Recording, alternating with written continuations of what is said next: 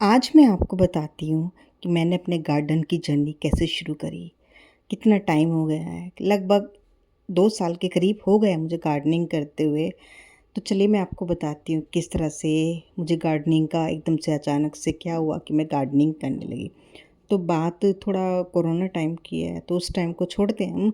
तो उसके बाद थोड़ा-सा मन ऐसे ही परेशान रहता था, तो मुझे लगा कि चलो थोड़ा-सा एक ऊपर छत पर गमले में एक मिट्टी थोड़ी-सी रखी हुई थी, तो मुझे लगा चलो इससे मिट्टी ऐसी ही पड़ी है, इसमें थोड़ा-सा पालक के बीज हम डाल देते हैं। तो बस पालक के बीज डालते कुछ टाइम बाद देखा मैंने तो अच्छे-अच्छे मतलब छोटे-छोटे ट्रू लीव्स उसमें आने लगे थे, पत्ते आने लगे, तो बड़ी खुशी-सी हुई। बहुत ज़्यादा खुश हो गई मैं, बहुत ही ज़्यादा चलो कुछ तो करने को मिला क्योंकि परेशान सभी थे। तो फिर उसी टाइम क्या हुआ कि थोड़ा ही टाइम हुआ था मुझे गार्डन का काम करते हुए, तो कुछ सर्कमस्टेंसेस ऐसे हुए कि साथ में जो हमारे घर है वो तो उन्होंने थोड़ा-सा अपना घर बनाना शुरू किया। तो थोड़ा-सा धूप वगैरह का थोड़ा-सा प्रॉब्लम हो गया, तो जो मेरे प्लांट थे वो मरने लगे, सूखने लगे। तो बस फिर उसी रीज़न से मुझे भी थोड़ा-सा अपना एक फ्लोर मुझे बनाना पड़ गया, जैसे-तैसे करके अरेंज हो गया सब कुछ और एक फ्लोर तैयार हो गया। तो जो भी आपने देखा था वो मेरा टेरेस था जिसकी मैंने शुरुआत की थी और जो आपने गमले वगैरह देखे थे रखे हुए, वो वही थे जो मेरे पुराने टेरेस गार्डन पे मैंने लगा रखी थी मिट्टी वगैरह। तो इस तरह से मैंने अपना टेरेस गार्डन बनाना शुरू किया था। तो टेरेस गार्डन बनाते-बनाते इतना मन लगने लगा कि मतलब एक टेंशन फ्री इंसान रहता ना, उस हिसाब से मैं टेंशन फ्री रहने लगी इधर-उधर की बातों से। और आप गार्डनिंग करते हैं ना, तो आप अगर सोच रहे हैं अभी गार्डनिंग करने की, तो अभी आप मत कीजिए क्योंकि अभी कोई भी फ़ायदा नहीं है, गर्मी बहुत ज़्यादा हो रखी है और कोई भी आप बीज लगाएँगे वो सक्सेसफुल नहीं होगा। आप थोड़ा मानसून में तक का वेट कीजिए और मानसून में अगर आप कोशिश करेंगे, अगर आप न्यू गार्डनर हैं, बिगिनर हैं, तो आप पालक से शुरुआत कीजिए। अगर पालक आपका अच्छे से हो जाता है तो धीरे-धीरे आप उससे शुरुआत कर सकते हैं। मानसून में आप पालक लगा सकते हैं। तो मैंने भी इसी तरह से शुरुआत की थी, उसके बाद मैंने पालक लगाया, फूल गोभी लगाई, मूली लगाई मैंने, हरी मिर्च लगाई। फर्स्ट टाइम मैंने आलू भी लगाया था, 2 बकेट में लगाया था। और देखा था कि किस तरह से होता है, तो ये आलू मेरा निकल के आया था, मुझे बहुत खुशी हुई। मैंने थोड़े-से फ्रूट प्लांट लगाए, सब जिसमें मुझे मतलब अमरूद का बहुत काफ़ी टाइम से मन था कि अमरूद के प्लांट लगाऊँ क्योंकि मैं देखती थी जितने भी यूट्यूबर्स थे या बड़े-बड़े गार्डनर थे, वो अपनी वीडियोज़ डालते थे, दिखाते थे मुझे कि उनकी छत पर आम लगा हुआ है, उनकी छत पर अमरूद लगा हुआ है, अनार लगा हुआ है। तो मैं काफ़ी मुझे कन्फ्यूज़ हो जाती थी मैं कि कैसे मतलब हो जाता है। तो इसी तरह से मैं पास की नर्सरी में चली गई, वहाँ मैंने छोटा-सा प्लांट देखा, वो ग्राफ्टेड प्लांट था अमरूद का, उस पर छोटे-छोटे से फूल आए हुए थे। तो मैंने उनसे पूछा भैया ये मतलब प्लांट कितने का है? तो उन्होंने बताया 100 से 150 तक का है। तो मैंने कहा इस पर अमरूद आएँगे? तो उन्होंने बोला हाँ, बिल्कुल आएँगे, ये ग्राफ्टेड प्लांट है। तो फिर मैं भी ले आई जैसे-तैसे करके मैंने एक बड़ा-सा जो मेरा ग्रो बैग था उसमें सेट किया, थोड़ा-सा गोबर की खाद बनाई, थोड़ा-सा जो मेरे किचन के जो कूड़े से निकलता है ना सब्जियों के छिलके वगैरह, तो वो भी मैंने उसमें मिक्स किए, उसकी खाद भी मैंने मिक्स की। तो मैंने अमरूद का पौधा इस तरह से तैयार किया और इतने सारे मुझे अमरूद मिले हैं। आप मेरी लास्ट वीडियोज़ उठा के देखेंगे तो आपको दिखेगा कि किस तरह से मैं अमरूद की हार्वेस्टिंग करती हुई देखने में कितना सुंदर है। और जब मैंने उसको काटा था अमरूद को तो एकदम से पिंक पिंक ताइवान अमरूद चाइना का, तो अच्छा था, अच्छा निकले मेरे दोनों प्लांट।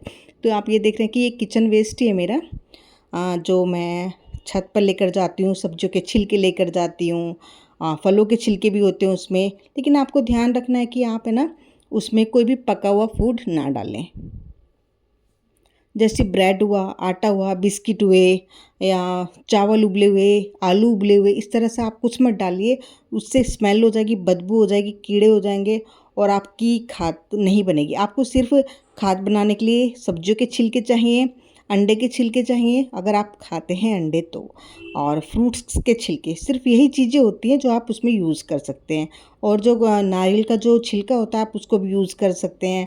कार्डबोर्ड के टुकड़े भी यूज़ कर सकते हैं। जो अंडे की ट्रे होती है आप उसके छिलके भी यूज़ कर सकते हैं खाद वगैरह बनाने के लिए। और कभी भी आप बड़ा ग्रो बैग आप लाते हैं, आप सोचते हैं हाय कैसे भरें? तो सबसे पहले उसमें यही होता है कि आप सबसे पहले ग्रो बैग में सबसे नीचे थोड़ा-सा मिट्टी डालिए, एक लेयर छोटी-सी मिट्टी की, थोड़ी-सी मिट्टी की आप लगाइए, फिर उसके ऊपर आप सूखे हुए पत्ते डालिए, किचन वेस्ट डालिए, जो भी छिलके वगैरह हैं आपके, कार्डबोर्ड के टुकड़े डालिए आप। फिर जितने भी आपके गार्डन की टहनियाँ होती हैं, पत्ते होते हैं, लकड़ियाँ, जो कुछ भी होता है वो डालिए। अंडे की ट्रे के जो टुकड़े करके आप वो डालिए। इस तरह से फिर आप उसके ऊपर एक मिट्टी की लेयर डालिए। फिर इस तरह से सूखे हुए पत्ते, कचरा, गीला कचरा इस तरह से डालिए, तो इस तरह से आपका आधे से ज़्यादा भर जाएगा। तो धीरे-धीरे इस तरह से कम मिट्टी लगती है और बैग भी हमारा जो ग्रो बैग होता है बहुत हल्का होता है और सब कुछ ही उसमें मतलब जो हमारे प्लांट को चाहिए न्यूट्रिशन वो मिल जाता है। तो आप देखिए इस तरह से मैं अभी गर्मियों का सीज़न है और सारी सब्जियां जल गई हैं, तो इस बार मेरा मन नहीं है कुछ भी करने का। इस बार मैं सिर्फ बना रही हूँ किचन वेस्ट से खाद तैयार कर रही हूँ।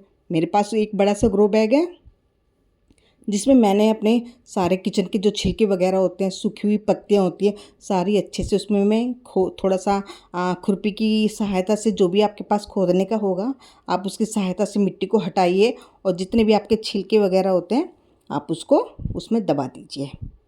आप देख सकते हैं किस तरह से मैं दबा देती हूँ और अंदर से मिट्टी गिल्ली है और इसमें केंचुए वगैरह भी बन जाते हैं, क्योंकि जो हमारी गार्डन की मिट्टी होती है या हम थोड़ी बहुत मिट्टी मंगवाते हैं उसमें केंचुए के थोड़े बहुत अंडे होते हैं, जिसकी वजह से उनको ये फूड मिलता है, छिलके मिलते हैं, तो वो वापस जन्म ले लेते हैं अंडे में से, तो फिर वो इस तरह से केंचुए बनकर तैयार हो जाते हैं। तो ये बहुत अच्छा प्रोसेस हमारा मिट्टी के अंदर चलता रहता है खाद के रूप में, और ये कुछ टाइम बाद मेरी अच्छे से खाद बनकर बहुत अच्छे से तैयार हो जाती है और इस खाद को मैं अपने गार्डन में डालती हूँ, पौधों में डालती हूँ, बहुत अच्छे से ग्रोथ होती है।